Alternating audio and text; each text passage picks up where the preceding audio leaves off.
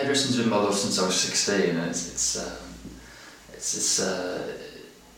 something I kind of had wanted to do for a couple of years. I like the creativity aspect of it, and I like being in the environment.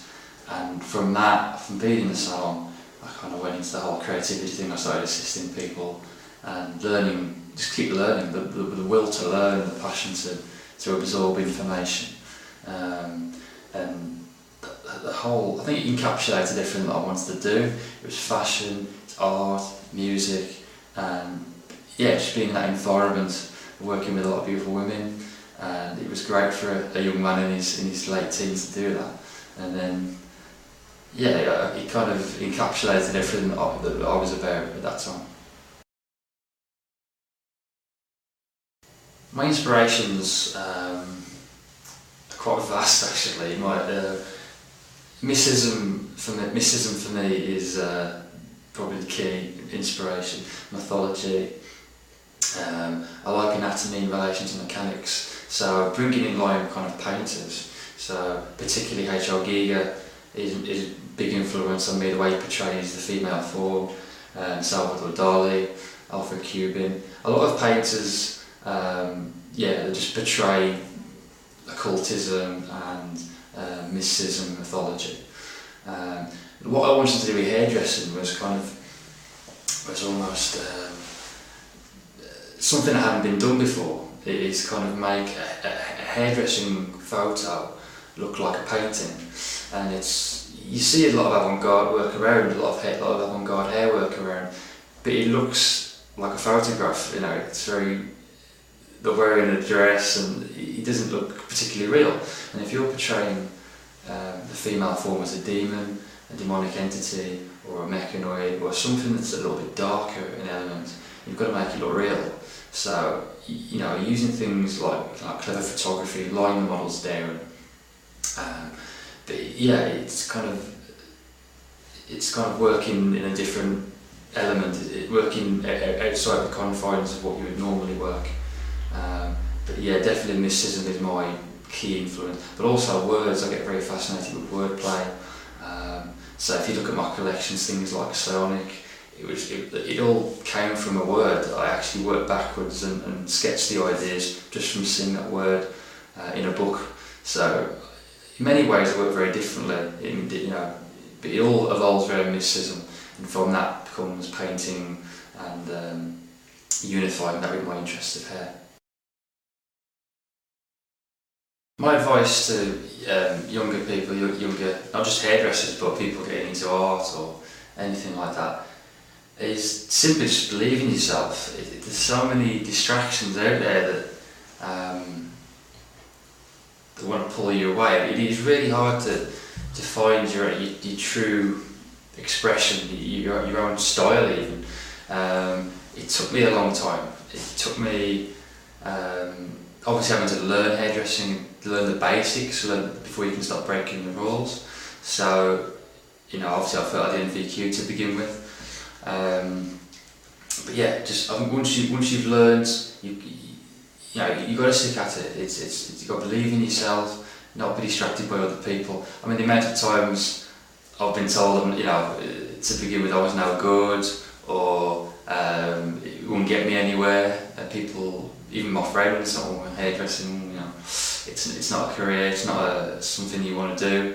But I didn't listen to them. I knew inside what I had to do. I knew what I wanted to do, and it was tough to find my own style. I mean, now I've found it. I'm really running with it.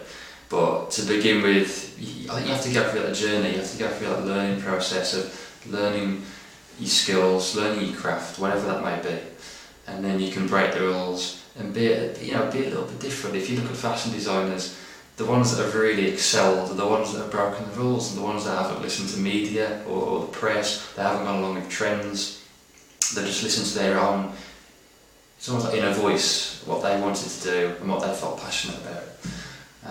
So what I would say to young people is just be yourself and believe in your own ideas, however crazy they might be, whatever impossible your dreams might be. I mean, I'm still creating dreams even now. I'm never happy with where I've got to. There's always something to better myself on. And I'm always looking forward to the next collection. I'm always thinking about the next idea. I've always got to beat myself. And it's, in a way it's good, but in other ways it becomes a lifestyle. It becomes, the longer as you're open for that, the longer as you're willing to put the effort in and believe in yourself, then you can achieve anything. And that's whatever industry you're in creatively, you can do that. That's what I would say to young people now. My work is important to me because it's about individuality, and I found that where I was working and the things I was doing, I learned all I could, and I felt very bit suffocated. I was being told what to do, and I wasn't allowed to do what I wanted to do. And I looked at a lot of the great hairdressers. I looked at people like Vidal Sassoon, who started the whole thing anyway. He turned hair into an art form. And then Trevor Sorbie did his thing, Robert Lebetta did his thing, Errol Douglas did his thing, Anthony Muscala did his thing, and it's turning hair into an art form. And I was really thinking, well, what am I going to do? What can I add to hairdressing that I feel it hasn't got? And it was really combining my interest in mysticism, mythology, and that kind of thing, occultism, to hairdressing, and portraying it in a new way. Where I see my future is just being an individual, is just doing my own thing, not going along with the trends especially. I'm not a real big fan of that. I don't like that. I believe more in individuality, more individualism, and doing what you're passionate about, whether that's being a session hairdresser and working on catwalks, or working in film, or anything like that. But for me, it's creating images. I love to create images that inspire and just deliver a message. For me, it's about conceptual hairdressing. It's working with a story, it's working with a theme, and it's doing something a little bit different. I love doing work in series. I think people have looked at my work, and even my friends have looked at my work and said it's always in a series, and there's like a theme and a story behind it. I never like to repeat myself, and that's another thing. I never like to repeat what I've done before. I mean, some people, I obviously wouldn't say names, but some people have actually made a career of doing the same thing, and I can't do that. You've always got, any artist wants to progress, any artist, whether a poet, painter, anything anybody just wants to progress and do things differently. For me, it's working under the umbrella of, it's dark mannerism, it's dark fantasy, but you've got to progress. So I see myself in the future of just being almost like a painter, just create images and just create, and just be an individual. And if I get attention, great. If I don't, then that's great too.